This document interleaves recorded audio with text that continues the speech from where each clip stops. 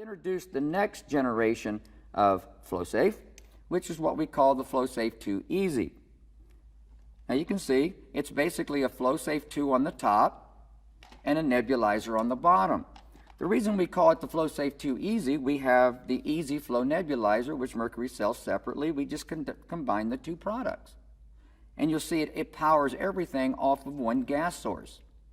We have a switch that can actually flip it from the nebulizer off. And with the nebulizer on, simply being able to do all the things that I would want to do, that I would need a second gas source or tee something in. So the medics thought this was a great idea. It's a very popular with a lot of the medics out there that use FlowSafe. Now you have to remember though, if I'm going to put 8 liters in here and I've got it in the off position, this is a FlowSafe 2. But as soon as I turn the nebulizer on, some of my gas flow is being diverted to the nebulizer, so your pressure is going to drop. To compensate for that, that's part of the design. To compensate for that, I'm going to have to turn my gas flow up to the device to compensate for losing some over to the nebulizer. I've had people say, well, yeah, your pressure drops when I do that. Yes, you're right, that's correct, because we've taken some of the gas flow away. That's the advantage of having a manometer. Now I know what my pressure is. I'd like to maintain it, that same pressure. If 5 centimeters is working for a patient, and then I put them on a breathing treatment, I'd like to maintain that 5. Research will show you that your breathing treatments will be a lot more effective with CPAP pressure. You've got the airways open, the medications are depositing better into the lung, it's going to be a much more effective treatment. And then when the medication is completed, it stops, it's gone, it's not in the bowl anymore, then you turn it back off and then adjust your pressure back down, or adjust your flow back down to get the pressure you originally had. Now, most everybody in the audience has probably seen, maybe they've administered, maybe they've been the receiver of a breathing treatment with a standard, just plain what we call a small volume nebulizer or an acorn nebulizer. And you're used to seeing this nice lazy smoke coming out of it. Well, you're not going to see that with this. Now, remember what I was saying about everything speeds up? It's almost like a little jet engine. It's jetting the gas out the end. That mist appears to go away. You don't see it anymore because of the velocity that it's traveling. So I have people who will go to use it and say, well, geez, the nebulizer doesn't work. Well, what do you mean it doesn't work? I don't see the lazy smoke. I've even asked clinicians, well, did the medication go away? Well, yeah. Well, where do you think it went? Well, I didn't see it. So if you're not sure if it's working, all you have to do is you can pull the nebulizer down and then you'll see the nice lazy smoke coming out of there. But as soon as you put it back up in the jet stream, it goes away. Now this is a continuous nebulizer.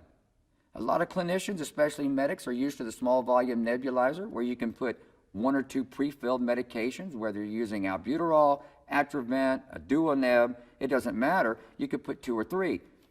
In the Easy Flow nebulizer, you can put up to 8 pre-fills. This treatment can last over an hour. It's a continuous nebulizer, which research will show you that continuous nebs are generally better than repeated small volume nebs because you get the therapeutic level of the medication stays consistent. So we have found by combining these 2 products, we get the next generation. And for those that are out there that are considering looking at these, look at your protocols. Do I give a lot of breathing treatments or do I not? Do I want to have that option? Do I want to carry maybe both products for those that would need breathing treatments and those that would not? So great product, does everything that I think most people are looking for in a CPAP device. Now, too, for all of the FlowSafe devices, there's 2 ways you could try to measure end-tidal CO2, whether you want to do capnometry, which is a number, or capnography, which is a graph. If you tried to use the connector for end-tidal CO2 that goes on an endotracheal tube, it will actually fit between the FlowSafe valve and the mask. It would fit in between the 2. But I can tell you that's not very effective. The gas flow going through the valve is so fast, it washes the CO2 out, so therefore your graph is not going to be of any value. For those that look at EKGs, your graph will end up looking like a coarse V-fib. Clinicians will know what that is, and that's of no value to you. Your number, your capnometry, would probably be a little bit lower than expected, but could be used for trending. The correct way, I believe, and the most accurate way to measure end-tidal is to use the cannula-style end-tidal CO2 gas lines. It would go under the mask, so you got to think about it as you go to apply this. It's got to be on the patient beforehand, obviously. And because of the good double seal on the mask, the tubing coming out of it from the gas line doesn't appear, from everything that we've gotten feedback from the field and from what I've personally seen, does not create a problem. I believe all of these patients should be on end-tidal CO2. So make it part of your protocol, make it part of your practice, is to go ahead and get that cannula on as you're going through the process to put it on. So that's demonstrated and how to set it up. Now I want you to remember that these patients are in distress, they're not in failure. You do have some time to do this. It's not like you're going to be doing CPR, you're not ventilating these patients. Remember, we've got to get this right. There's important steps to do this. One of the greatest factors in the success of CPAP is not always the device, it's the clinician.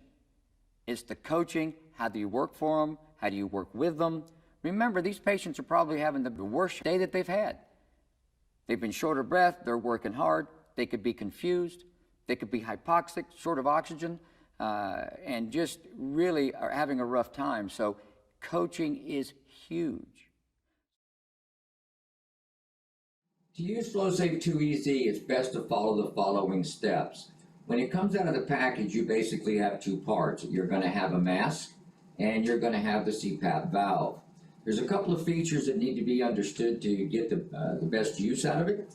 You have a green switch here there's a red line on top, there's a green line on the bottom. In the red position, the nebulizer is not in play. It is not being used, and it's just going to be a basic CPAP device. You also have your integrated manometer and your pressure pop-off valve. Now, if you just want to put them on CPAP, the best thing to do is on the end of your tubing, your oxygen tubing, there's a yellow sticker. The yellow sticker tells you what flows will give you what pressure. All your pressure adjustments are going to be at the flow meter or regulator. So a little bit different than maybe some other products that you may have seen, or maybe you're used to using a FlowSafe product.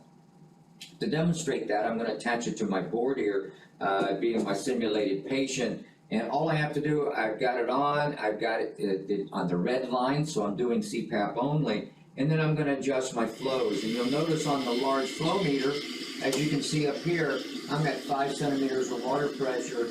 And all I did was make my adjustments there. And now I'm good to go. If I want to go higher, if I want to go to 7.5 or 10, all I've got to do is do my adjustments there. Now, if I decide that I want to give a nebulizer treatment at the same time with the integrated nebulizer, as you can see, one gas source can do both a CPAP and a nebulizer at the same time. So that's something that came from the field that people wanted. However, when I turn the nebulizer on, I'm losing some gas flow to my CPAP device, and I may have to make some adjustments if I want to maintain the same pressure that I have before. So I want you to listen closely as I turn the nebulizer on. You will hear the pressure change. You'll see the pressure drop. So if we go back to what we were doing, we had 5 of CPAP, and then if I turn the nebulizer on, you can see my pressure drop. I lost the pressure, but I'd like to maintain that pressure. I think treatments are a lot more effective if I do that, and I just adjust back up to it. And then I'm pretty much good to go. I'm giving a breathing treatment, and I'm providing CPAP. Now, the nebulizer that comes on a FlowSafe 2E is a continuous nebulizer. You can put up to 8 pre-fills if that's something that you would want to do. The easiest way to put the medication in is to pull the nebulizer out and then drop it into the top. It works fine that way. Just reattaching your nebulizer. Now, you won't see the the slow, lazy mist that you're used to seeing with a nebulizer, because now you've put it into a jet stream. Trust me, it is there and it's still working. If you don't think it is, Then pull your nebulizer out, you'll see the nice lazy smoke, and then you put it back in. Now, to attach it to the mask, it's pretty simple. It's only one way it can go. It goes on right here. It's got a swivel back and forth. If you're on either side of the patient, that it would work. The forehead piece is, there's these two little tabs here. Once it's on the patient, a lot of times a mask will be a lot of pressure about where my glasses are sitting. So I want to take that pressure off. It's the best just to squeeze those, and if there's any pressure, the mask will tilt out of the way and be more comfortable. I have 4 points of Velcro attachment where I can actually make it more comfortable, make sure I've got a tight fit, make sure that it's not leaking air, which would be good. If I've got to I'm going to take the nebulizer or the CPAP valve off just to show the mask. If I want to get access to the patient's face, on each side of the mask there is a blue clip that will easily unclip if I want to get access to the patient's face. And I can lift it up if I have to give meds or if the person goes to vomit or something like that, and I can easily put it back. On the front of the mask, you're going to see these two little black nipples. These black nipples are generally not used in a lot of cases. There are places, especially in other parts of the world, that do their CPAP on room air, and they will titrate some oxygen in through these ports because they have a little bit more concern about the hyperoxicity that a lot of times in the U.S. we haven't gotten to that point on that. So as you can see, a very simple device. I find as a helpful hint that before you put it on a patient is have the oxygen flowing. I tell people to take the head harness and kind of invert it.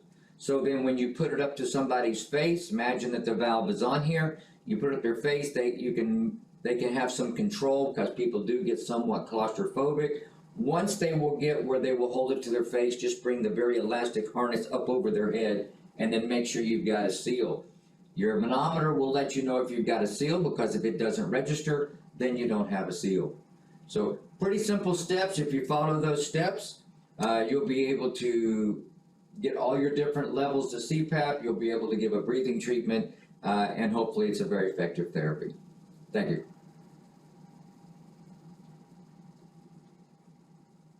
Good day.